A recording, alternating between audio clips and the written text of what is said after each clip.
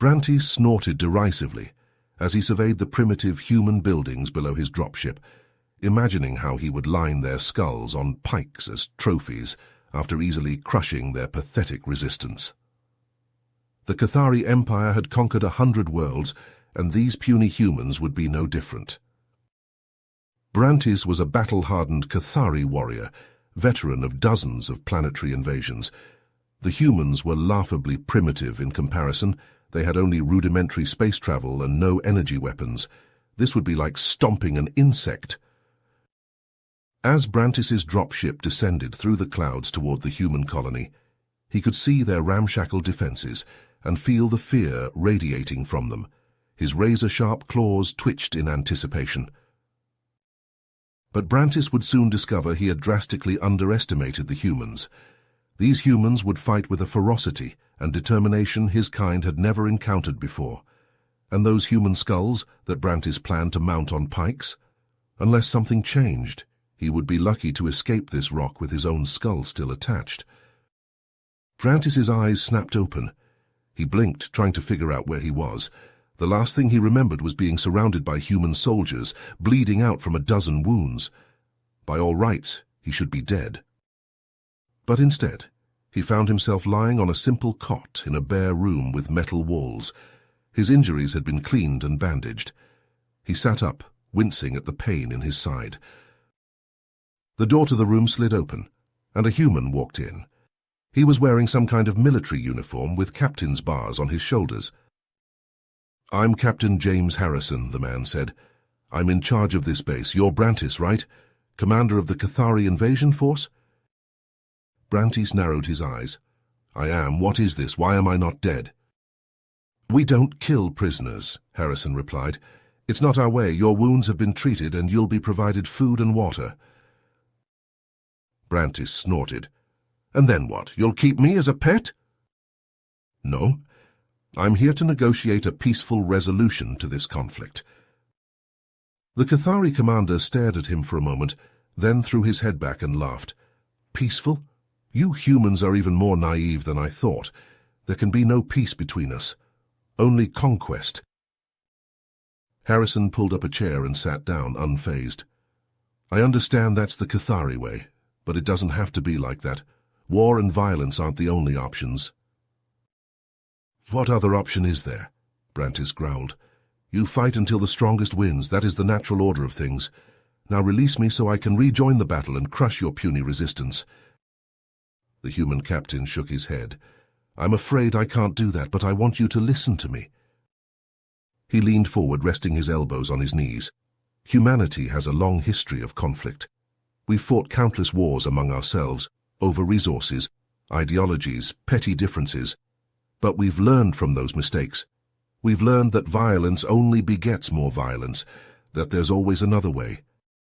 Brantis rolled his eyes. Pretty words from a weak species. "Is it weakness to show mercy?" Harrison asked. "To choose a higher path?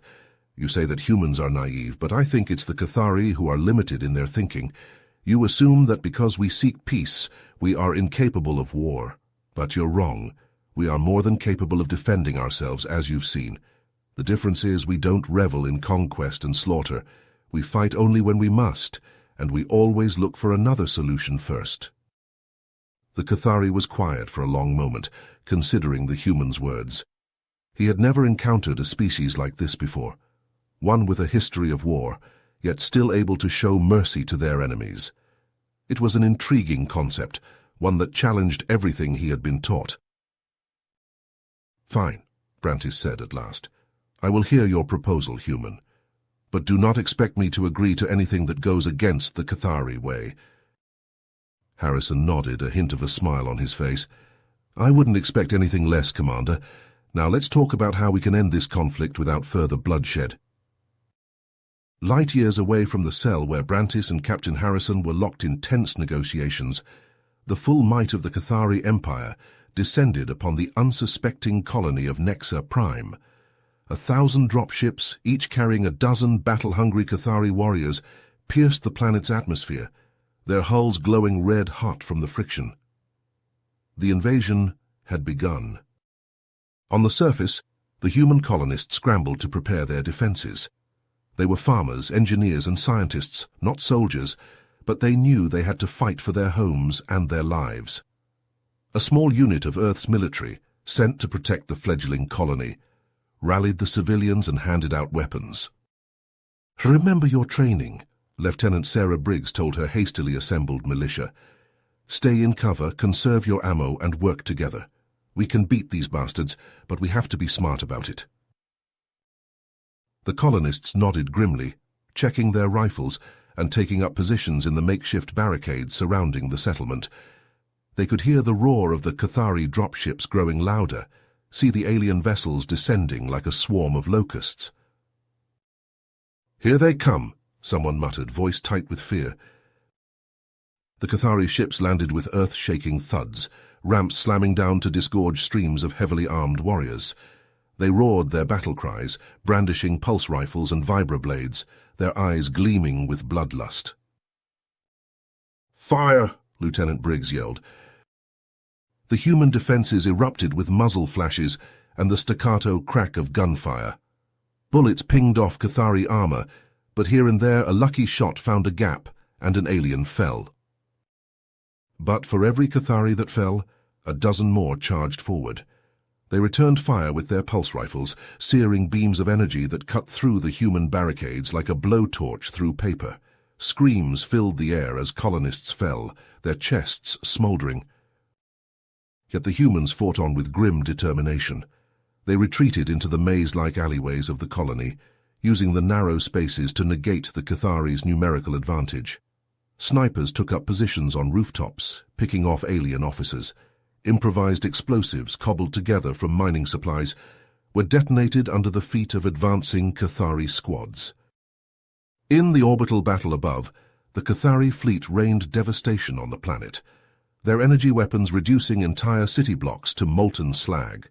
But the humans had a surprise in store. A team of hackers working frantically in a hidden bunker managed to infiltrate the Cathari battlenet.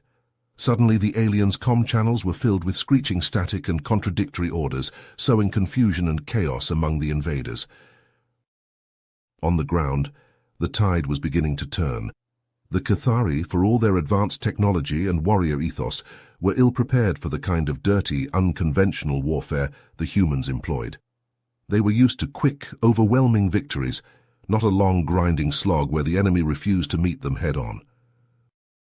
"Keep pushing," Lieutenant Briggs urged her exhausted troops. "We're wearing them down. We can win this." But the battle was far from over. The Cathari kept coming, wave after wave of fresh troops pouring from their ships.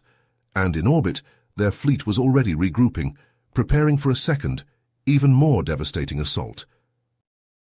The fate of Nexa Prime hung in the balance, and the courage and resourcefulness of its human defenders would be put to the ultimate test.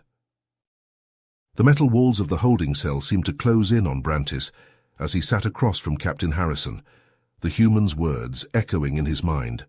Harrison spoke of Earth, of the wars and conflicts that had nearly torn their world apart, and of the hard-won lessons they had learned from those dark times.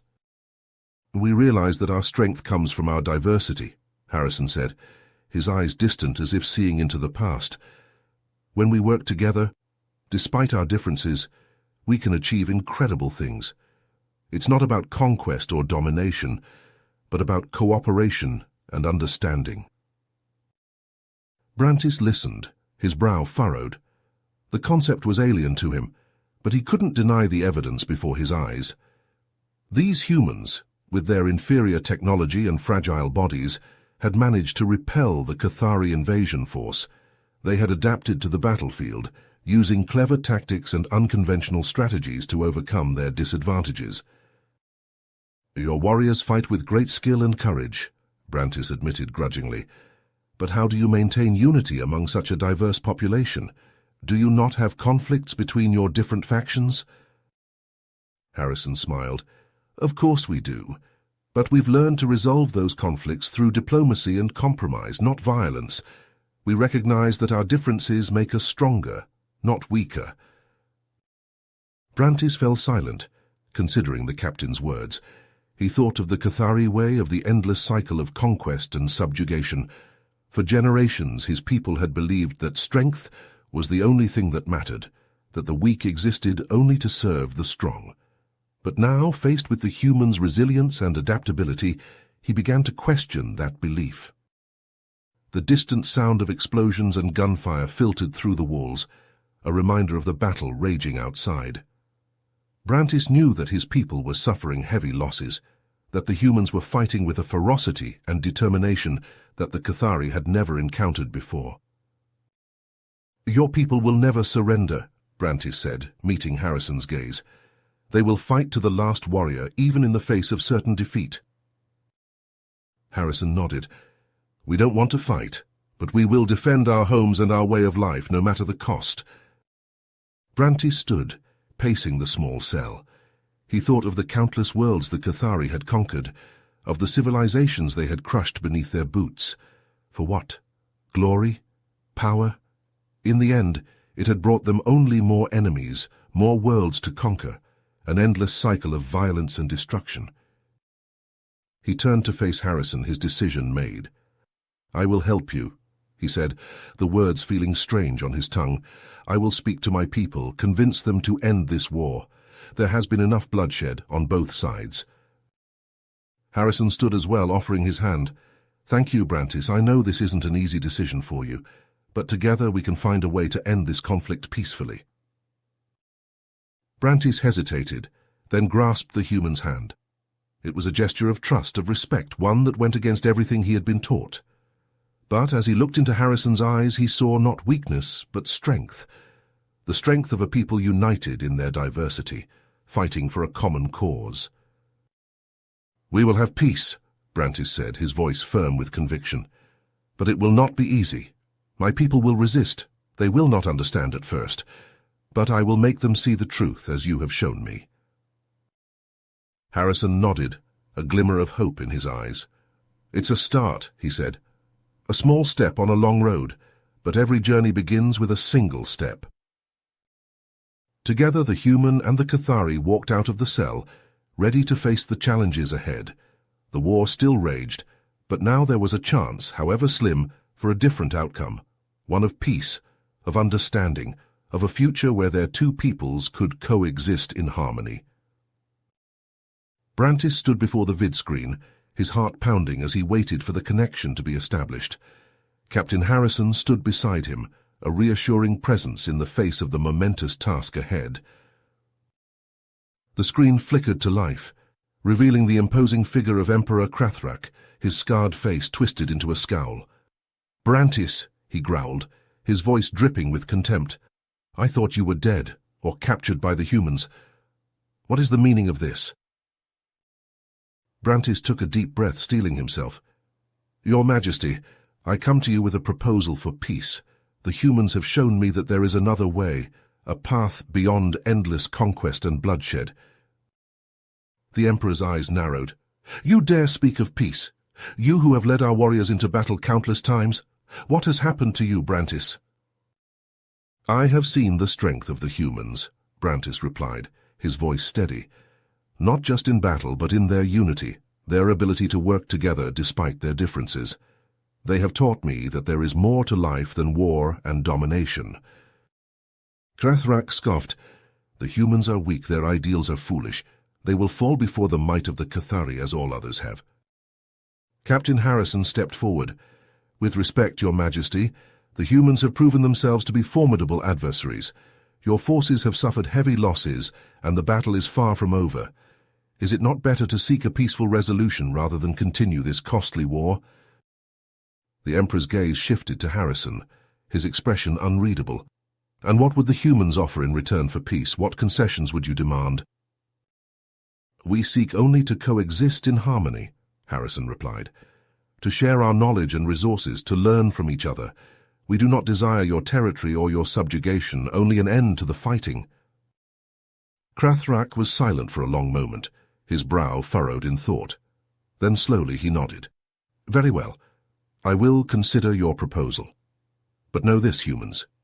If you betray us, if this is some trick, I will not hesitate to unleash the full might of the Cathari upon you." The screen went dark, and Brantis let out a breath he hadn't realized he'd been holding. "That went better than I expected," he said, turning to Harrison. "But the real challenge lies ahead.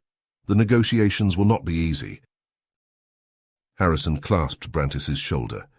"We'll face it together, my friend, and we'll show both our peoples that there is a better way." The peace talks were held on a neutral planet, a small uninhabited world orbiting a distant star. The human delegation arrived first, setting up a makeshift conference room in the ruins of an ancient civilization long since past. Brantis paced nervously as they waited for the Cathari representatives to arrive. He had faced down armies, stared death in the face countless times, but this was a different kind of battle, one fought with words and ideas, not blades and blasters. At last the Cathari ship landed, and the delegation emerged. At their head was Emperor Cratharak himself, flanked by his most trusted advisors. Brantis and Harrison stepped forward to greet them. "Welcome," Harrison said, extending his hand in the human gesture of goodwill. "Thank you for agreeing to these talks." Cratharak ignored the outstretched hand, his eyes fixed on Brantis. "I'm here for the sake of our people," he said, his voice cold. "But I have not forgotten your betrayal, Brantis. You will have to work hard to regain my trust." Brantis bowed his head. "I understand, Your Majesty. I only seek what is best for the Cathari, as I always have." The negotiations were long and tense, with both sides struggling to find common ground.